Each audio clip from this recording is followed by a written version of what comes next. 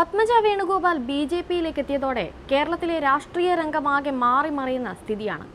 ഇതിനിടെ പുതിയ ആരോപണവുമായി രംഗത്തെത്തിയിരിക്കുകയാണ് കെ മുരളീധരൻ. പത്മജ വേണുഗോപാലിനെ ബി.ജെ.പിയിലേക്ക് എത്തിച്ചത് മുൻ ഡി.ജി.പി ലോക്നാഥ് ബെഹ്റയാണെന്നാണ് മുരളീധരന്റെ ആരോപണം. കൊച്ചി കമ്മീഷണർ ആയിരുന്നപ്പോൾ തന്നെ ലോക്നാഥ് ബെഹ്റയ്ക്ക് തന്റെ വീടുമായി ബന്ധമുണ്ടായിരുന്നുവെന്ന് മുരളീധരൻ പറയുന്നു. കെ കരുണാകരൻ മുഖ്യമന്ത്രിയായിരുന്നപ്പോഴായിരുന്നു ബെഹ്റ കുടുംബവുമായി അടുപ്പമുണ്ടാക്കിയത്. ഡൽഹിയിൽ ലോക്നാഥ് ബെഹ്റയ്ക്ക് നല്ല ബന്ധമുണ്ട്. ഇതാണ് പത്മജയെ ബി.ജെ.പിയിൽ എത്തിച്ചതെന്നാണ് കെ മുരളീധരന്റെ ആരോപണം. ബി.ജെ.പിയുമായി ബെഹ്റയ്ക്ക് അടുപ്പമുണ്ടെന്നും മുരളീധരൻ പറയുന്നു. മുഖ്യമന്ത്രി പിണറായി വിജയനും പ്രധാനമന്ത്രി നരേന്ദ്രമോദിയുമായി ബെഹ്റയ്ക്ക് നല്ല ബന്ധമുണ്ടെന്ന് മുരളീധരൻ ചൂണ്ടിക്കാട്ടി.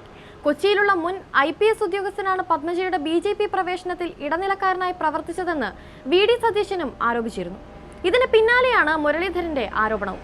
എന്നാൽ അടിസ്ഥാനരഹിതമായ ആരോപണങ്ങളാണ് ഉന്നയിക്കുന്നതെന്നും തനിക്ക് ഇക്കാര്യത്തിൽ പങ്കില്ലെന്നുമായിരുന്നു ലോക്നാഥ് ബെഹ്റയുടെ മറുപടി.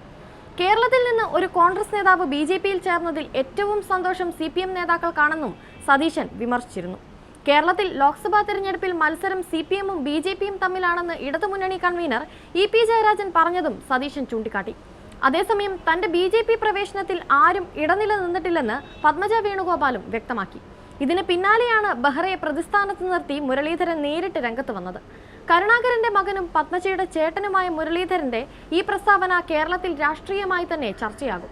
കൊച്ചി മെട്രോയുടെ ചുമതലയിൽ ബെഹ്റയുള്ളതാണ് ഇതിന് കാരണം. അതുകൊണ്ട് തന്നെ പത്മജയുടെ ചുവടുമാറ്റത്തിൽ പിണറായി മോദി ബന്ധത്തിന്റെ സ്വാധീനമുണ്ടെന്ന് വരുത്താനാണ് കോൺഗ്രസ് ശ്രമം. കേന്ദ്ര സർക്കാരുമായി ഏറെ അടുപ്പമുള്ള ഉത്തരേന്ത്യക്കാരൻ, കേരളത്തിൽ സ്ഥിരതാമസമാക്കിയ കുറ്റാന്വേഷണ രംഗത്തെ മിടുമിടുക്കൻ. പത്മജയുടെ ബി.ജെ.പിയിലേക്കുള്ള തുടക്കം ഈ വിരമിച്ച IPS-കാരനിലൂടെയാണ്.